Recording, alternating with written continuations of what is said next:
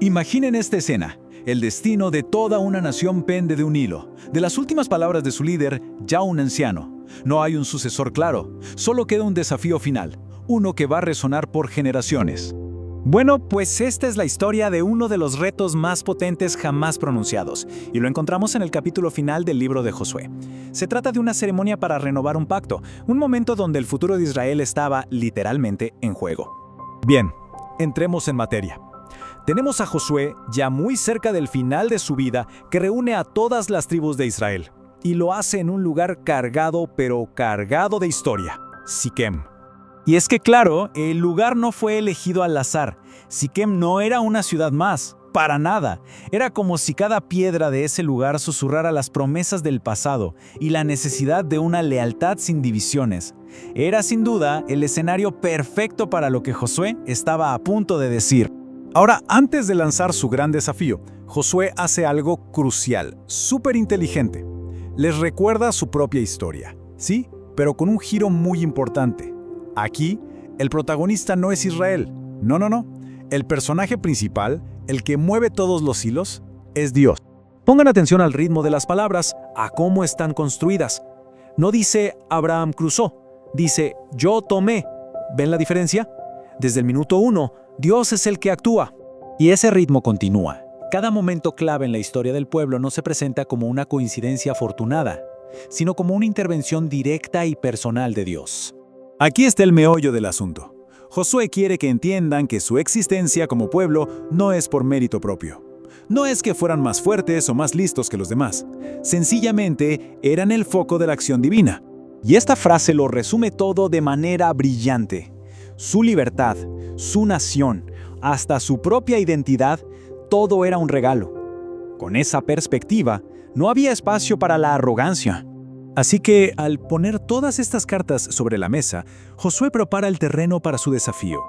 La respuesta lógica a esta historia increíble de gracia no es el orgullo, sino un profundo agradecimiento y, por supuesto, lealtad. Y ahora sí, llegamos al clímax. Después de este tremendo repaso de dónde venían y quién los había traído hasta allí, Josué los enfrenta a una elección que, ojo, no se puede posponer. Fíjense en cómo lo plantea. No es una orden, es una elección. Josué respeta su libertad, reconociendo que incluso podían decir que no. Y eso, justamente eso, hace que la decisión que tomen sea muchísimo más poderosa. Hoy, esa es la palabra clave. No mañana, no cuando sea más cómodo.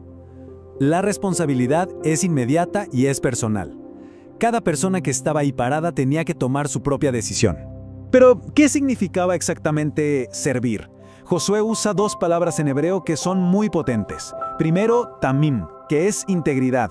Piensen en algo completo, entero, una lealtad que no se divide. Y luego, emet, que es verdad o fidelidad. O sea, un compromiso firme, constante, del que uno se puede fiar. La misma clase de fidelidad que Dios les había mostrado a ellos. Y justo después de plantear la elección, Josué hace su propia declaración. Esto es clave. No es solo un general dando órdenes, es un líder que se compromete primero, que da un paso al frente y pone el ejemplo. Esto le da un peso moral inmenso a todo el desafío. La reacción del pueblo es de un entusiasmo desbordante. Parecería el final feliz de la historia, ¿verdad? Pues no tan rápido. La respuesta de Josué es totalmente inesperada y nos revela una verdad mucho más profunda. Miren este contraste. Es brutal. El pueblo dice, sí, por supuesto que serviremos a Dios. Y Josué les contesta, no van a poder. A ver, ¿por qué haría algo así? No buscaba desanimarlos. En cierto modo, lo que estaba haciendo era jugar al abogado del diablo. Miren, Josué no era ningún ingenuo. Conocía perfectamente la historia de su gente. Sabía que la generación de sus padres había hecho promesas muy parecidas y las había roto casi de inmediato. Su advertencia era como un baldazo de agua fría, un llamado al realismo. Quería que entendieran la gravedad de su promesa y que se dieran cuenta de que no podían cumplirla solo con sus propias fuerzas.